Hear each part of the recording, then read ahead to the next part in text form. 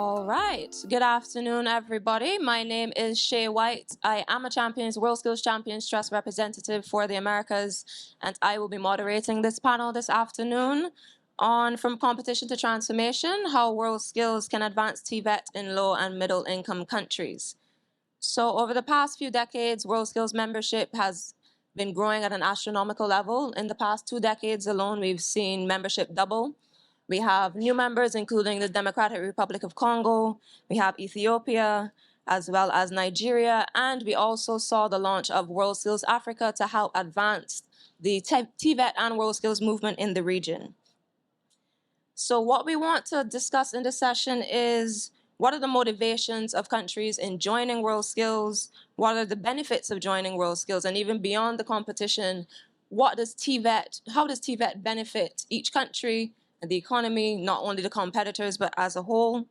And this session will look at how countries will use those dynamics between regional and national competitions to improve their TVET systems.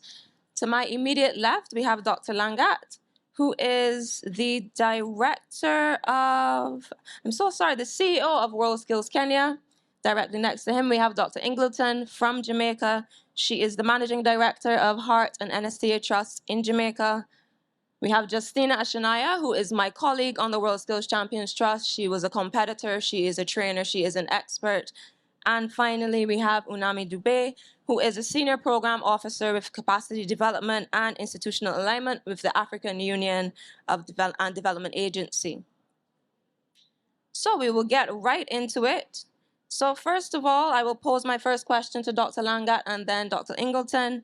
We would like to understand the motivation of your countries behind joining WorldSkills. Now, Dr. Langat, Kenya is one of the newest members, having joined WorldSkills International in 2020. So what was considered when joining the organization and why? Thank you for having me here. For Kenya, in 2010, we passed the new constitution that integrated the aspects of education and training as part of the constitutional requirement. And to implement that, education and training reforms in Kenya were precise on 4 pillars, that is access, equity, relevance, and quality. And therefore, for us to be able to meet that aspect, then we had to start education and training reforms, and particularly in the TVET sector. And the importance of the TVET sector in the country is that 80% of transition from basic education goes to TVET, only about 20% proceed to university. And therefore, TVET became a very, very important sector of education and training in the country, and also for the socioeconomic development.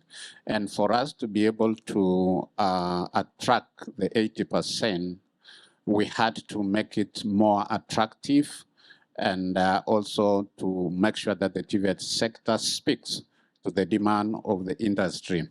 We also realized that we'll not be able to provide employment for everyone that goes to the TVET sector, looking at the economic growth of the country versus the population growth.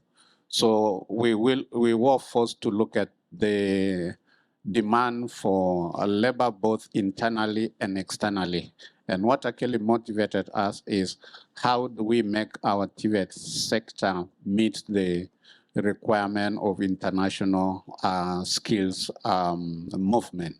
In this case, we had to join the WorldSkills, being a global movement for promotion of skills excellence, to make sure that we benefit from integrating the international occupational standards into our curriculum. And in that aspect, we made a deliberate decision in 2019 after Kasan to apply to be members of WorldSkills. We have a political will, a government commitment to make sure that all international obligations that we have signed as a country, we be part of the participation. And that is the reason why even today, Kenya is part of the countries that represent the African continent in this competition. We look forward to partnering with the rest of the world in promoting skills excellence and to make sure that Africa is the next powerhouse for global skills supply. Thank you. Thank you so much. Now, on one hand, we have Kenya having been one of our newer members. Then we have Dr. Ingleton here, who is the representative of WorldSkills Jamaica, and they've been a part of the movement for almost 2 decades now. So I would like to hear from you, having been a member so long, what are the benefits for WorldSkills Jamaica, and what is the growth you've seen since then as opposed to now? Thank you so much, Shae. It is indeed a privilege to be here. Let me indicate that I'm also the CEO of WorldSkills Jamaica, and we are here with 6 competitors participating in 5 skill areas. We are a proud member of WorldSkills International. We have been a member since 2002, and we successfully hosted the General Assembly in 2010. Our membership is very serious. We take it very seriously in that we model the WorldSkills International template. So the framework that WorldSkills International use, we take that particular framework, that particular template, and model it into our local operations. And so we have a national advisory committee, and on that committee, we bring together industry, government, and academia, because we recognize that we need those 3 critical players in order to break down that false dichotomy that is within, that is the experience that many of us have in our country about the difference between the TVET route and that of the traditional academics. So we have our government on board who would have demonstrated political will. They are responsible for the policy directives and legislation.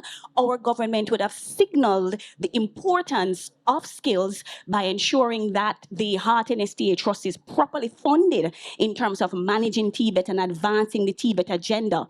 So we function from a 3% levy on payroll for employers, and we recognize that it's not just that levy in terms of that money coming into us, but how do we translate that into the labor market to ensure that the country has the skilled individuals to advance the economy. And then, of course, there's the academia. We have universities on board, such as the University of Technology, the University of the West Indies, the Northern Caribbean University, advancing and honoring TVET roots in their program. And then, of course, we have industry. We have a strong relationship with industry. We partner with the global partners that we have here. We have a strong relationship with Festo, Studica, Lincoln Electric, VCOM. Those partners are important to us. We communicate with them. We collaborate with them. And so we have been able to build out our TVET system in such a way that we have fully equipped labs with the same kind of equipment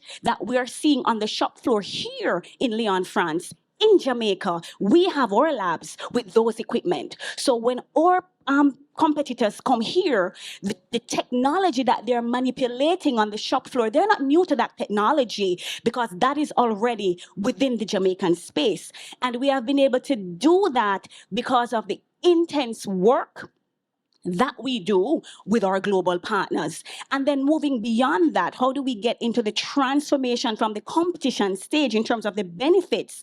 We have our capacity building engagements. We would have had invitational meets with countries like Singapore, Germany, etc., so that that knowledge that they get from being in WorldSkills, that is translated into our system. So we actually build a framework, create a strategic plan, write the WorldSkills global standards within our curriculum in order to advance. So when we come here, we have a plan. We're very, very focused on what we're going to be doing, and we take those learnings back to Jamaica and advance the skills agenda. Because in our country, the only way to future-proof the economy is with the development and the advancement of skills. Thank you. Thank you so much for that. So what I'm hearing is everyone has to work together in order to push the skills movement. Now, when we talk about it individually, this is Kenya and Jamaica. Now, I want to turn over to Unami to speak about WorldSkills Africa. We saw the launch of WorldSkills Africa this year. And what is the African Union's objectives behind WorldSkills? But mostly, how do African countries use both those national and regional competitions to improve their TVET systems? Thank you, Shae, and good afternoon, colleagues. I just want to start with a small story. Absolutely. I attended the African Union has a blueprint called Agenda 2063. Agenda 2063 sets out a vision for economic transformation, socio-economic transformation of the continent. It's been unpacked into 5-decade implementation plans, of which we are now on the second 10-year implementation plan, which specifically envisions 2/3 of African countries, African economies being middle income. That's an ambitious goal. My little story relates to, I was part of a workshop, one of the consultation workshops when Agenda 2063 was first drafted. And at that time, I remember saying, there's no one in this room who's actually see the vision come to pass, except myself and a friend of mine. Because in 2063, God willing, I'll be 93. I hope to have a good story to tell. Why am I telling you this story? Because I think this is one of the most powerful panels I've seen here at WorldSkills. I feel like I'm straddling the younger generation and us who are going to maybe see 2063. But if I were to tell a good story in 2063, I would like to see a changed Africa. And I believe that skills can change Africa. Skills are the enabler, and TVET is the vehicle. So why did we then form or establish WorldSkills Africa? It was in light of, if we want to become a middle income economies, 2/3 of us, how are we going to lift up the young people to plug into this drive for industrialization? We've announced our goal. We want to have the African free continental free trade area. We've identified our priority areas, regional priority sectors. So where will these skills come from? We're not, excuse me, we're not going to go and call people from China to come and build our infrastructure. We've got our young people laboring in the rural areas, and we've got our agro economy. So how do we build agro economy? We've got a lot of cars that are imported from across the seas. But you know what? We are also piling them up in terms of automotive maintenance.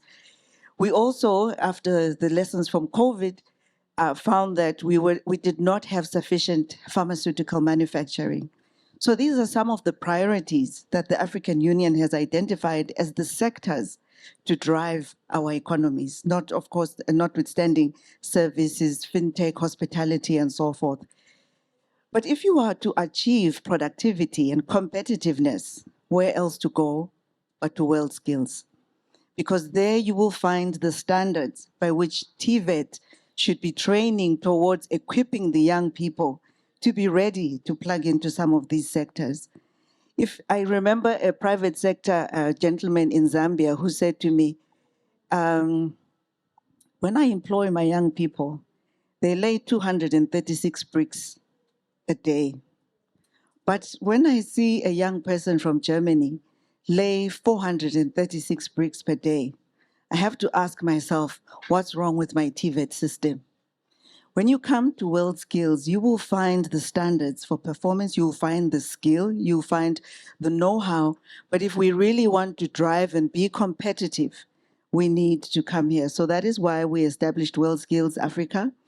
And our purpose is to harness the power of skills for Africa's socio-economic development.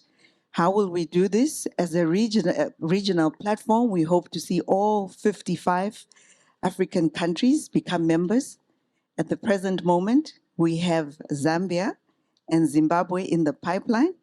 And I have been assured in this week that our new entrants to WorldSkills International, Nigeria, DRC, and Ethiopia, and I'm looking also at Tanzania, at Kenya, that they will very soon become members.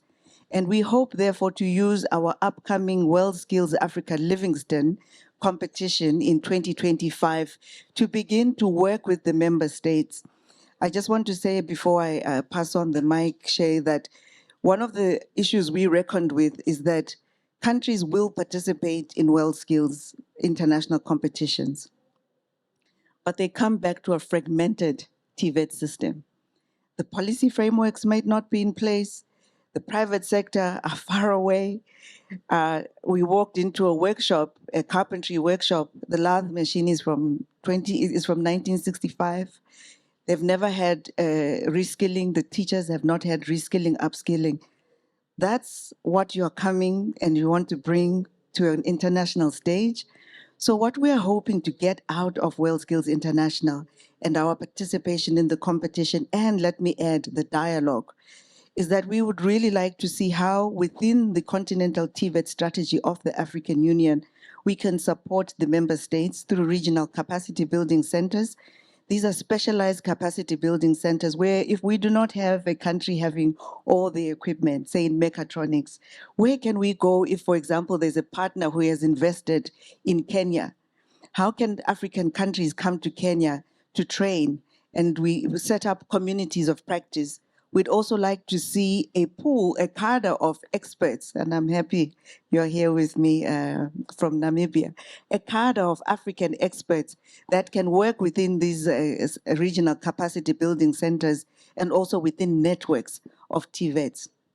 We also will be, from the lessons that we are drawing in terms of working with occupational standards, we will be initiating in the coming months a scoping exercise around an African occupational standards development framework so that countries after participating can know how to go back and set up occupational standards to really enhance the training delivery within our systems. I can say a little bit more later. Thank you. Absolutely. So you want to build on what you have here on WorldSkills with the standards. And who better to follow up with that than Justina? Now, Justina, you wear many hats. You've been a competitor, you're an entrepreneur, you're a trainer, you're an educator, a WorldSkills champion as well. So Namibia was the host of WorldSkills Africa 2022, which was a success. Now, from your experience in the industry and as a learner specifically, what changes have you seen in Namibia's TVET system in the past few years? Well, ever since when I lastly take part in WorldSkills Namibia, I have seen a greater change in number of participants that are now participating at the competition. This actually reflect a broader interest of vocational skills and technical education. And then since the last year I took part. Over the past years, I have seen a significant change in the Namibian TVET system. This includes aligning training programs with industrial needs and a greater emphasis on practical skills, more quality trainings, and ensure graduates are better shaped for to prepare them for job market that are industrialized. And then the profile of WorldSkills Namibia has been elevated at a greater recognitions and support from the government and non-government entities. This includes the visibility medias and enhanced support of the winners. And then there has been a greater collaboration between industry and the employer are making sure that the skills that are being developed are related to the current job market. And then to improve the training facilities and equipment have been made to provide competitors better resources for practice and hence their career. Now, that's in terms of what you've seen as a learner. Now, since you've competed, obviously things have changed. Even since 2022, with the launch of WorldSkills Africa, things have changed. What is the evolution that you've seen with the competition since you first took part, as opposed to now in Namibia? Namibia hosted a huge event in Swakopmund, of which I was very proud to be part of the competition, playing a role as a team leader for DRC. They have been, this event provide a platform for the Namibian youths to engage with international standards and practice, enhancing the skills and the knowledge they have in the field. Hosting such a large event scales stimulated the local economic through tourism and increased business for local services and venues. The competition inspired young local professionals and students by exposing them to skills or to high-level skills and encouraging them to pursue better in their careers. So, the competition hosting WorldSkills Africa Swakopmund 2022 to the country is that hosting such an event highlighted that Namibian has an ability to organize, to manage a significant event, boosting the national pride and the recognition at a global level. Absolutely. And Unami touched on it earlier, where after coming back from the competitions and you go back to your system, what would you say are the challenges in integrating the learnings from the competition into Namibia's TVET system? Okay, there have been a change that there's a greater gap between industry and institutions. And then the industry job market, there have been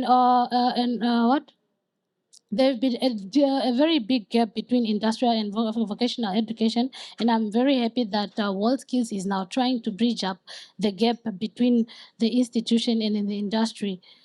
They are trying now to involve industry in revising the curriculum so that it aligns with the WorldSkills standard, and also that the institution align itself with what is in the job market. And also the delay, I'm seeing also a delay in introducing or revising training regulations. That gap, that brings up to that, like, if there is no, if they are taking time to regulate or to bring WorldSkills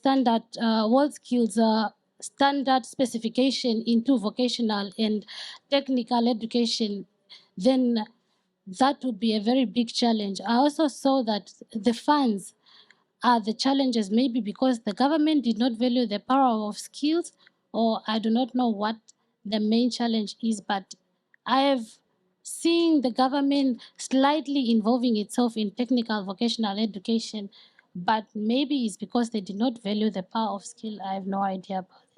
And with your experience as an expert and as a trainer, would you say that you've seen a difference in how training has been conducted at the TVET institutions after the WorldSkills competitions?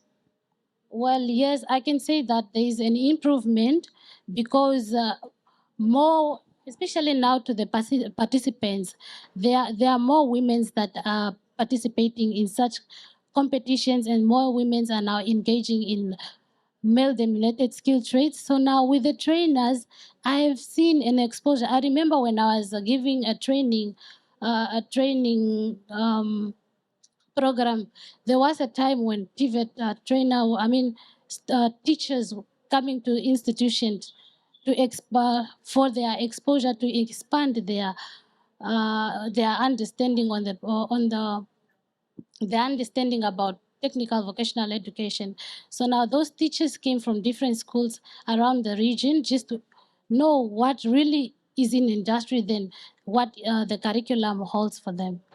Thank you so much, Justine. And now we want the WorldSkills movement to be a cohesive movement. So it is my hope for WorldSkills Africa as well that we can get Project 2063 and everything up and running. Now I'm going to turn the floor back over to Dr. Ingleton. Now, Jamaica has been a member, like I said, for over 20 years now. What would you say are the challenges you face in Jamaica to translate the learnings and experiences from the competition back to the TVET systems? All right, thank you for that, Shae. So I indicated before that when we come to a WorldSkills competition, there's a strategy behind our being here, behind us being here.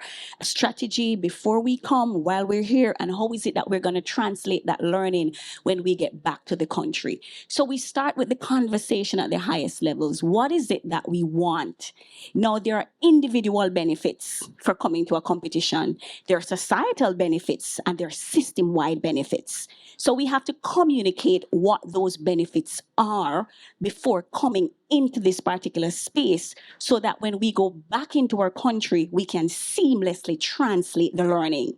So the first thing I want to say is that we have been able to host 8 national competitions across 19 skill areas. Our objectives are really, really simple. The first objective when we host a national competition coming from WorldSkills International is one, to advance our competencies in the particular skill areas. And the second objective is to educate the country and the region about how is it that we can future-proof the economy with skills, what is the future of skills, and what is the power of skills. So we have that framework all set up before we journey into any country for a competition, because we are very, very serious about really reaping the gains from the international competition to advance our skills agenda. So when we go back, we write the learnings from this competition into our planning framework. Exactly how it is that we're going to be managing and operating our TVET institutions right across the year would be learnings coming from here. So we upgrade our curriculum, we integrate the standards into the learning. We have individuals here who are experts. We place those experts into the teaching system. We have individuals here who are marking. We meet with them, assess what is it that you're seeing, what is it that you're observing, what do we need to tweak, how do we need to make changes and reimagine so that we can become better at what we do. We communicate with industry because there's a direct link. If it is that what we're providing is not what industry needs, it makes no sense. There has to be a direct correlation between the different programs we're offering and the competitions we are participating in for industry to support us. So there's the mechatronics, the optoelectronics, the digital construction. That's where our country is going. So we have to show them that we have the labor that you need. If you invest in this labor, it's only going to benefit you at the end of the day. So that is how we keep the conversation going. That's how we broaden the relationship, having industry part of the work that we do. Industry also has to sign off on our curriculum, because whatever training we're doing essentially is for the end user. And so we have to ensure that our participants are so equipped and so trained to manage in a particular industry. So our hospitality industry, our construction industry, and our manufacturing industry especially, they have to sign off on our curriculum before it is that we can make an offer of a TVET program. So we integrate by first understanding that there has to be a strategic plan. Jamaica wasn't always there. It took us 42 years. We're now 42 years old in terms of our organization and the investment that the country would have made, because it already had put TVET at the top of the national agenda in the island. It understood that if we're going to turn this place around, we're going to have to invest in skills training. And so that is what we do. Everybody that's here have a particular purpose, a particular job description, a particular responsibility. It's strategy at work. And so when we leave here, we have already started to build those relationships, to strengthen them. We are in close connections with VCOM because VCOM has the technology that we need to put on our training floor. Studica is a great partner that we have. Lincoln Electric is another partner that we have as well. And so we work with all of these players so that we can advance the skills agenda in Jamaica. What is the latest technology that you have? How can we get it? How can we be a part of that? How is it that we can have exchanges, invitational meets, etc.? Because we are serious about taking skills to the very top. Our young people too must understand that this is not only just about advancing the economy. Some of them don't even understand that. They want to know what is the personal gain for me? How am I benefiting? Our young people that are here, they want to know, where can this take me? They're meeting people, they're learning, they're exchanges, they are going through cultural diversity, they're being enriched, they're understanding that this is a multi-billion-dollar skill area. So for optoelectronics, we tell a participant, this particular skill area can get you into all of these jobs. This is the kind of money that you're going to be making if you invest in this skill area. They need to know that. When I do digital construction, where does that take me? Yes, it advances my economy, but what is in it for me? We have to show them the various careers, the different job paths that they will be able to navigate having participated in these skills. And then we have to connect with industry to employ them. This is a young man who has participated in WorldSkills Leon 2024. These are his skill sets. Employ him. This is what you're going to get. These are the benefits that you're going to derive. And that is how we keep it turning and building. It wasn't always like this. It took strategy and focus and political will of our government to get here. Absolutely. Yes. So what I'm hearing is it has to be a collaborative effort. Everyone has to be able to work together to get there.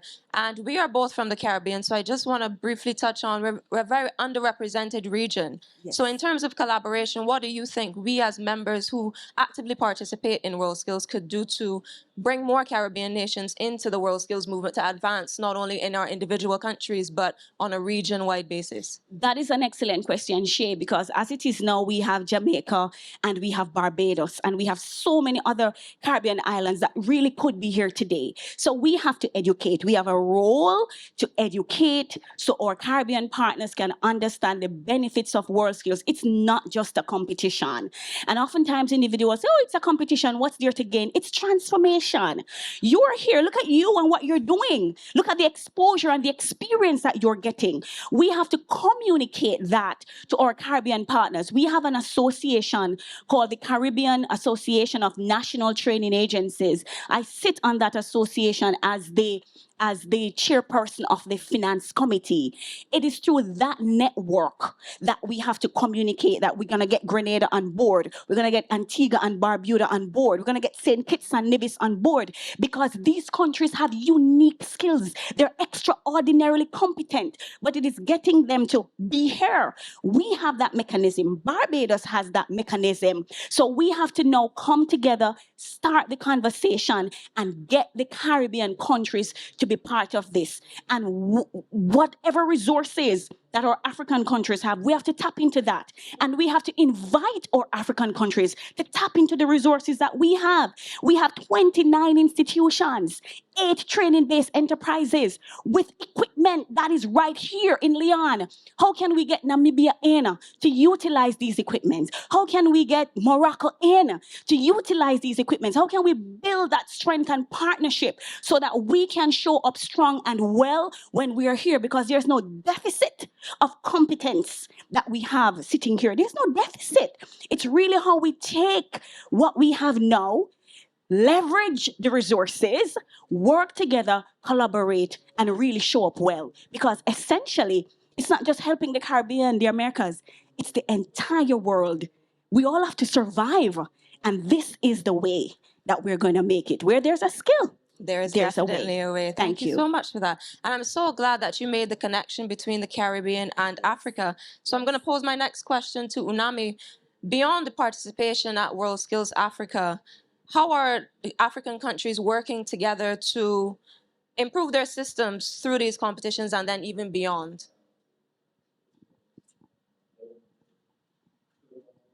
Thank you, Shae. Let's keep in mind that WorldSkills Africa is just 7 months. She's very new. We're still a babe in swaddling clothes. We'll soon start walking. But I think the leverage that we have is that WorldSkills Africa has been established within the African Union system. The decision for adoption of the establishment of WorldSkills Africa is a decision of our Ministers of Education, Science, Technology, and Innovation. So we have the political buy-in. Furthermore, at the launch, we have also a decision by the heads of state. That's one part. The second part is that WorldSkills Africa has been recognized as a platform in the advancement of the new TVET strategy. This year, African Union is commemorating the theme of the year as transformation of education and skilling. And part of some of the commemorative events, there has been a review of the TVET continental strategy.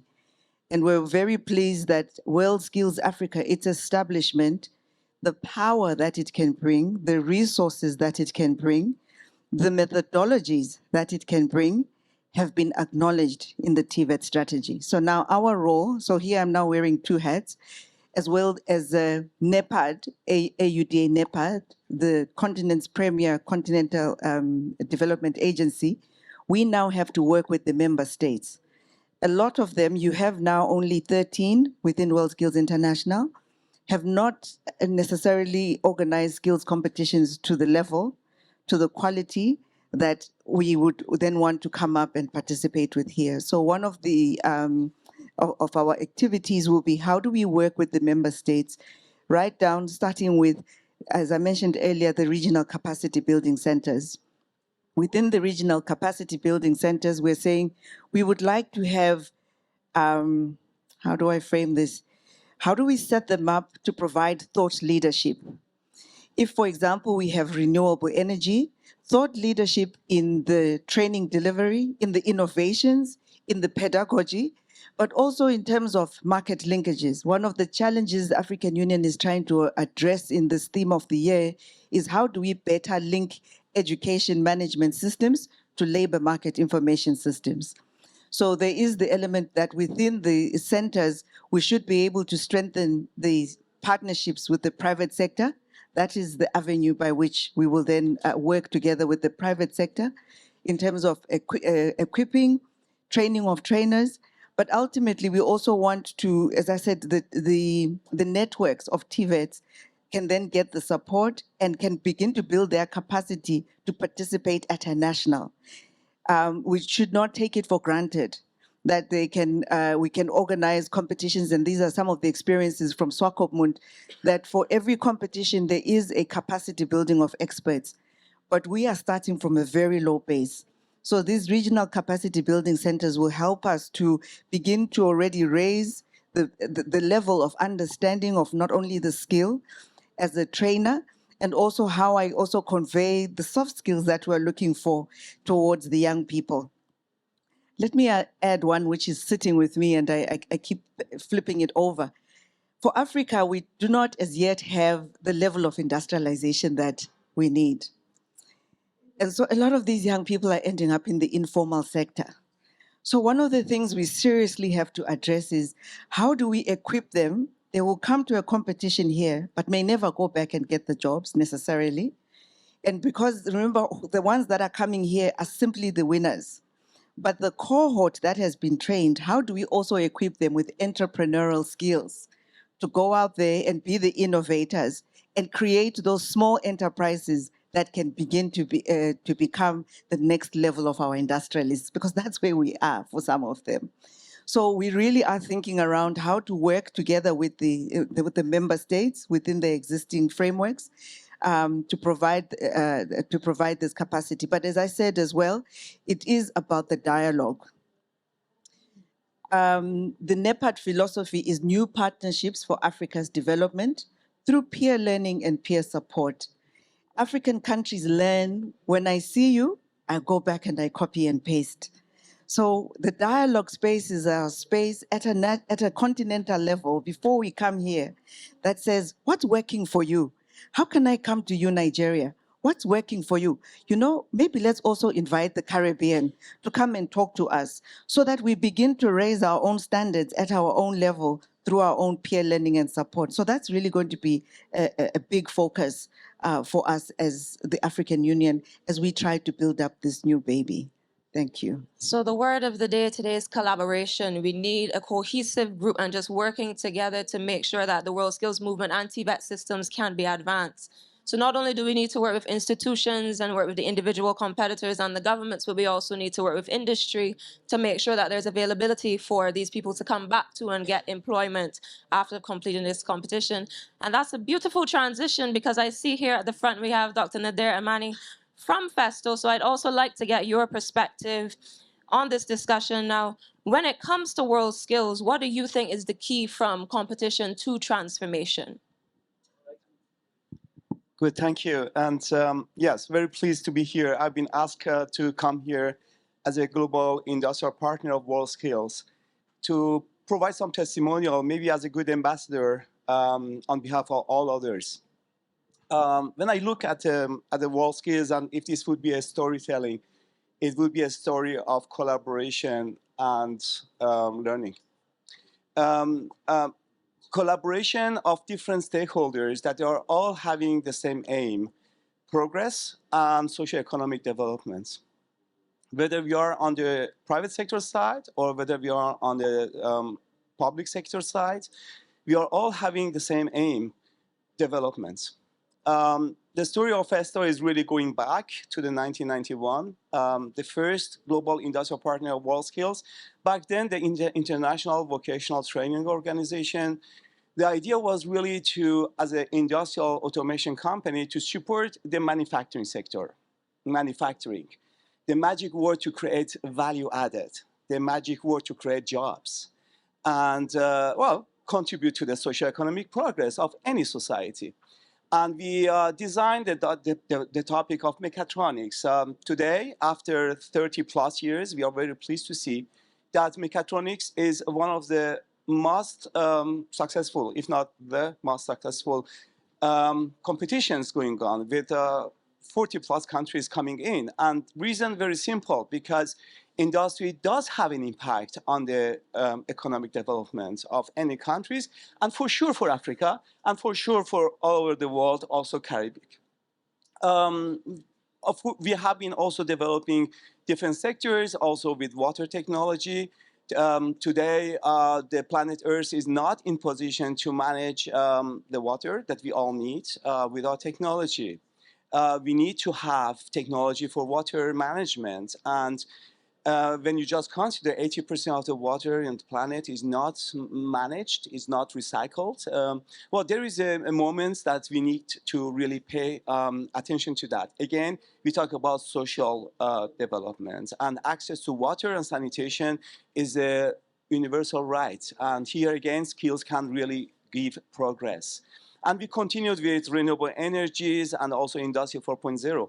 So the topic is also about anticipations, anticipation of trends, whether on the technology side, like on the private sector side, with the new technology. This morning, it has been a lot of discussion about artificial intelligence in the learning, but also artificial intelligence in the labor market. And what does that mean in terms of skills, in terms of professions, and how do we encapsulate that in terms of skills for the different professions that we would require all over the world. But also anticipations, I would just say, from the education sectors, anticipation in terms of the kind of profile that we would need.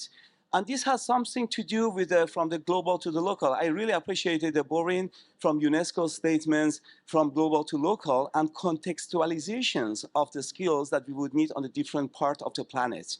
Whether we are in Europe or whether we are in North America or Asia, we just need to look at the kind of profile and skills that we would need. And we are very much pleased to work together with WorldSkills Africa right now. Festo has been a good advocate of the skills development also in the continent of Africa. I still remember 2016 as we just took our courage with two hands and said, let's go for the WorldSkills competition. Let's go to Dar es Salaam with the support of Tanzanian government. We invited 3 countries, 3 trades. Kenya was also part of it. And we just had a kind of mimic of the WorldSkills competition. We were very pleased. And 2018, we had the support of WorldSkills International. We just launched the first WorldSkills International in Kigali with the support of the Rwandese government. And this journey has just continued with 2019 in Namibia. And of course, now, very pleased to look forward to Zambia and Livingstone. This morning, we were discussing with the Minister of Education, His Excellency of Zambia, and we were discussing about the commitment of Festo, and hopefully also so for other global industrial partners. How do we make this success just continue in the future?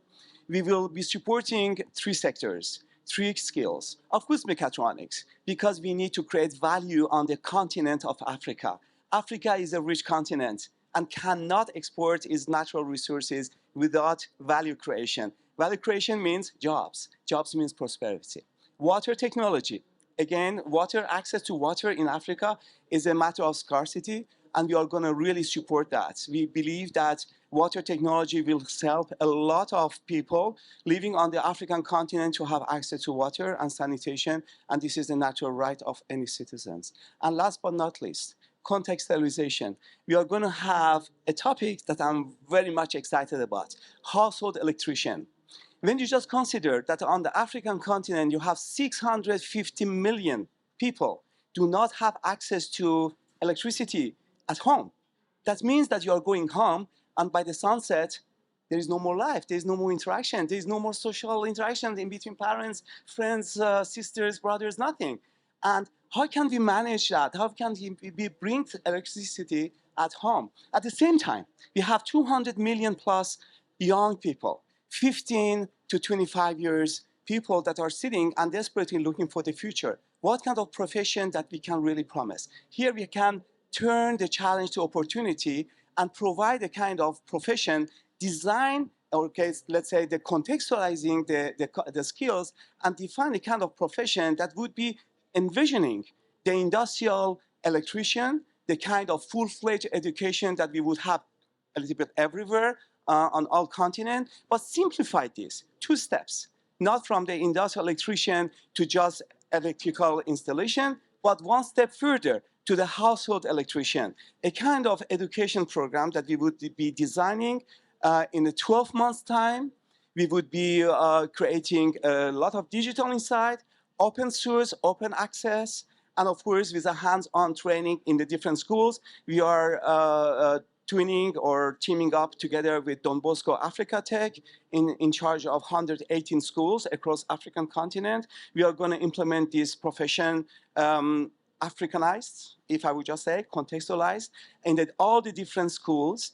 And we are also welcoming also the UNESCO Global Skills Academy and so on, really to take this as a benefit and also offering that to the entire continent, 1.3 billion inhabitants, also for the future. So that's going to be a kind of collaboration.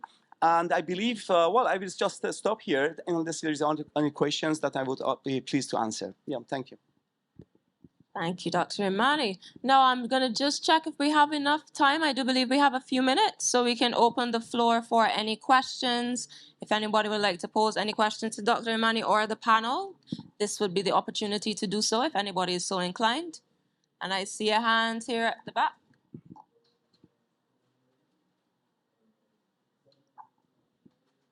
Thank you.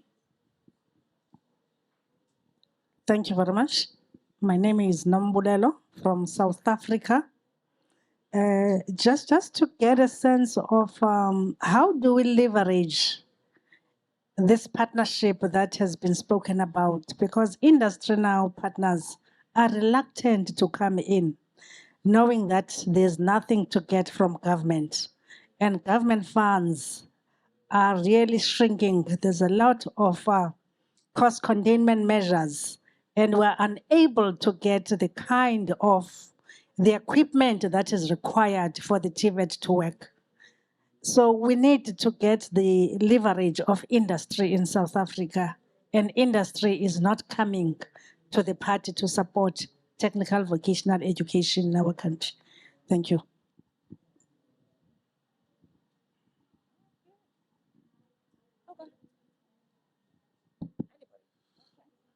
Yeah, I think that's a very pertinent question that is not only to South Africa, but I think a number of countries, and particularly in Africa, which I think we need to change the model of engagement with the development partners and also the industry. I know a number of our countries run training levy that normally support development of TVET system, including the equipment. We also have a number of bilateral institutions like World Bank, African Development Bank. But I think we need to probably change the strategy in the sense that we need to, what Unami mentioned, first work on what we're calling capacity building centers that will be able to equip first the experts, and then the same translate into our countries. And if we bring industry expert, for example, we'll be able to see how do we relate to with our TVET system that they have part of they are part of what they call the stakeholders.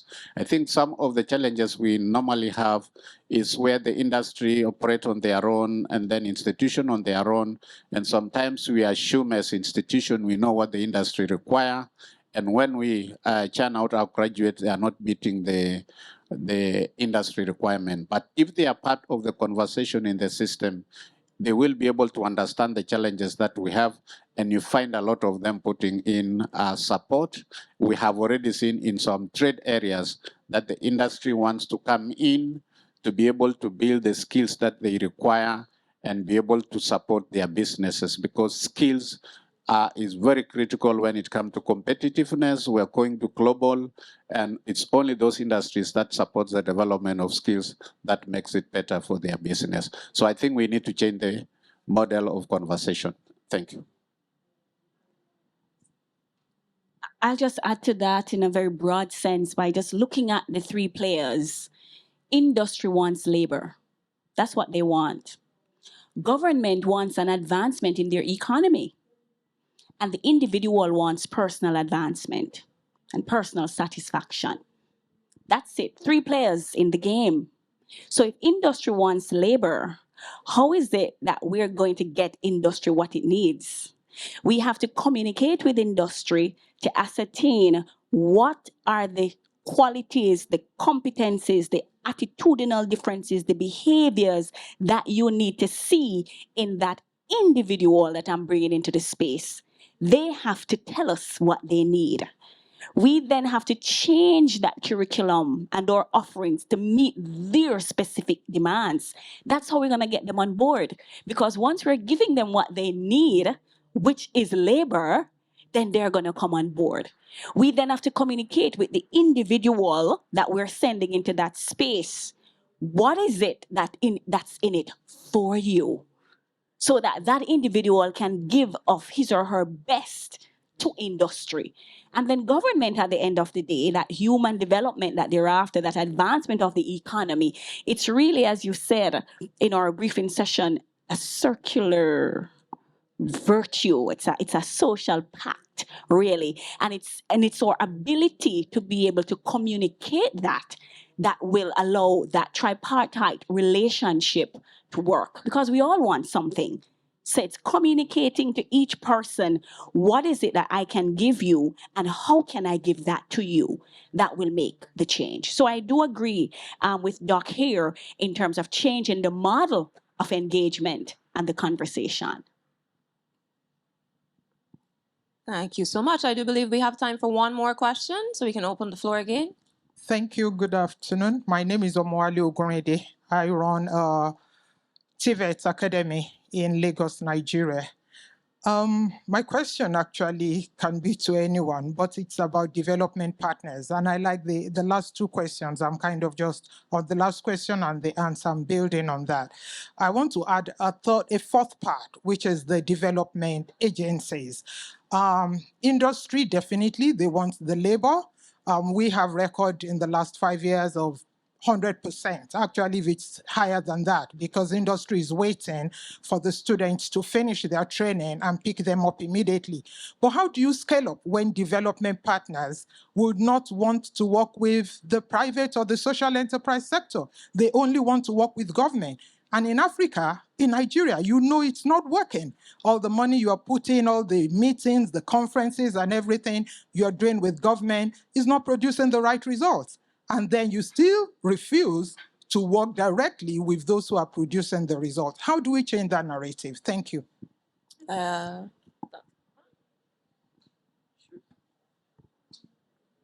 Thank you, ma'am, for the question. I rather share a good practice, because I think one of the things that is also going to come up very strongly in the TVET strategy is that we really need to have more market-orientated TVET delivery.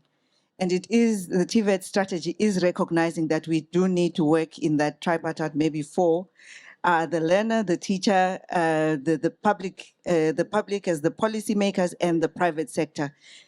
One of the projects that I've been managing is a project, and I want to acknowledge our partners are here, GIZ and KFW, 100 million euro grant funding to TVET institutions.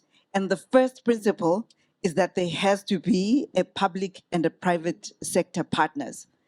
That is non-negotiable, because we want to ensure that whichever curriculum is developed, the learnerships, the apprenticeships, private sector is involved. I also want to share with you a resource, because some of these things, I think you used the word intentionality. We need to come out of our boxes. We have a resource called the African Skills Portal for Youth Employment and Entrepreneurship, www.aspyee.org. And on there, you will find resources where we are really providing technical advisory briefs on how to unlock some of these challenges. Because the issue you raise is real, in that it's about bridge building, it's about trust building. Our governments, some governments, and I speak from working in several countries and also in different sectors, we do not have public-private partnership policies that actually enable. And so there's kind of like, we won't work with you, we won't work with you. But we have seen innovations, mostly with NGOs, where they have gone out and have looked for the private sector. They have set up working arrangements where our technical resources are really about the private partnership journey, because it is a journey. It is about how you strike those conversations around what's in it for you, what's in it for me, number one. Number two, how do we then develop joint programs that help us to work together in support of capacity building of our institution, and as well then how we support the young people.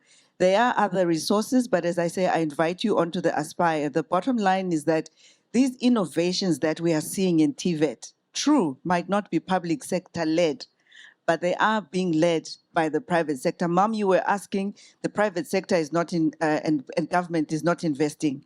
If they're not investing, private sector is setting up their own institutions. So we're seeing a privatization of TVET because our public institutions are not well equipped. They are not upskilling. We still need the labor, so we'll set up our own colleges. But we have to bridge that gap. And that's why I'm saying to you, it is a journey. It's a partnership journey that institutions and perhaps even agencies like the TVET Authority have to initiate even before the public policy space is able to catch up, because that sometimes is also part of the reality. Thank you so much. That does bring us to the end of our session. We don't have any more time for questions on the floor, but if the panelists do have time, you can come up to them afterwards to get more insight on anything. I'd like to thank all our panelists for this riveting discussion today, as well as Dr. Imani. I'd also like to invite you to go to the WorldSkills Africa booth, as they are very new, as she said, in swaddling cloth, to find out more about their initiatives. And they have a capacity building program for WorldSkills Africa Livingston 2025. And I would like to thank you all for being such an engaged and riveting audience. That is the end of our panel. And we have a 30-minute break before our closing plenary on the outside to bring us to the end of our two-day conferences here at WorldSkills. Thank you very much.